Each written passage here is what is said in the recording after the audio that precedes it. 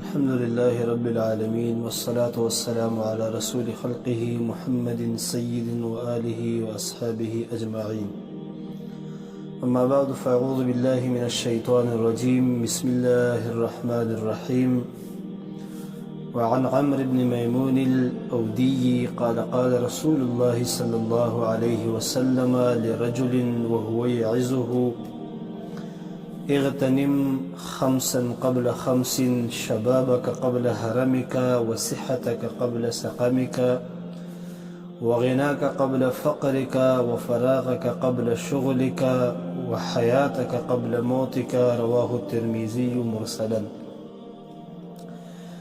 حضرت عمرو بن میمون اودی رضی اللہ تعالی عنہ بیان کی نبی صلی الله علیه وسلم یو سړي ته نصیحت کولو او ورته فرمایله چې 15 سیزونه د 15 سیزونو نه وړاندې د هغې نه مخکې غنیمت وګڼه. په هغې کې اولنی سیز د الله نبي هغه سړي ته بیانوي چې ځواني مخکې د بوډاتوب نه د خپل ځان دپاره غنیمت وګڼه. شبابک قبل هرمک، ځواني مخکې د بوډاتوب نه، او وصحتک قبل سقمک، د خپل صحت غنیمت وګڼه مخکې د بیمارۍ د راتلو نه. وغناک قبل فقرک، د خپل مالداري مخکې د غریبۍ د راتلو نه د خپل ځان دپاره غنیمت وګڼه. وفراغک قبل شغلک، او د خپل فراغت او د خپل فرصت او د خپل وزګار وختو دا مخکې غنیمت وګڼه، ستا د مصروفیت نه، ستا د مصروفیت کېدو نه او ستا د مصروفي زندګۍ نه. وحیاتک قبل موتک، او د خپل ژوند د ځان دپاره د خپل مرګ نه مخکې غنیمت وګڼه. د الله نبي اول نمبر د ځوانۍ خبره کړې ده چې وشبابک قبل هرمک. ځواني دا یو داسې وخت دی چې په دې وخت کې که سړی نیکي کولو غواړي نو د هر چا نه ښایسته کولی شي، او که ګناه کول څوک وغواړي نو د ګناه هم د هر چا نه ښه ښکلي کولی شي. خو د ځوان عبادت الله ډېر زیات خوښوي، ځکه یو حدیث کې راځي د الله نبي صلی الله علیه وسلم فرمایي: سبعة یظلهم الله فی ظله یوم لا ظل الا ظله. د قیامت په ورځ باندې به 7 قسمه خلق داسې چې هغه به د رب العالمین د عرش د سوري د لاندې ولاړې په هغه ورځ چې بل هېڅ سوری به نه وي. هغې کې اول نمبر امام عادل حکمران، وشاب نشأ فی عبادت الله او فی طاعت الله.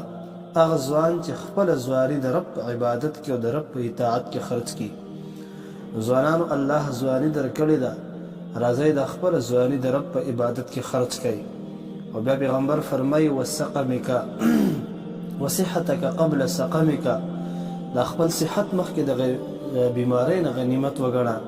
انسان روغي د منځ کولی شي، د فرض کولی شي، د نفل کولی شي، د تهجد کولی شي، د ذکر کولی شي، د تلاوت کولی شي، د ډېر داسې عبادات کولی شي چې هغه بیا د بیمارۍ په حالت کې نشي کولی.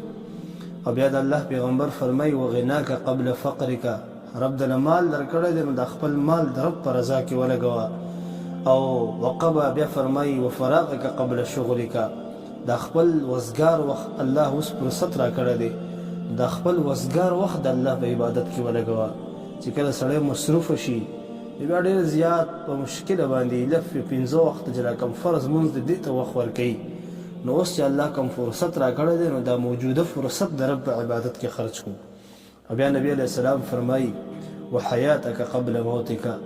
د اخرنۍ خبره د الله نبي داسې جامعه خبره فرمایلې ده چې په دې حیات کې دا مخکینۍ 4 وړه خبرې ټولې راځي.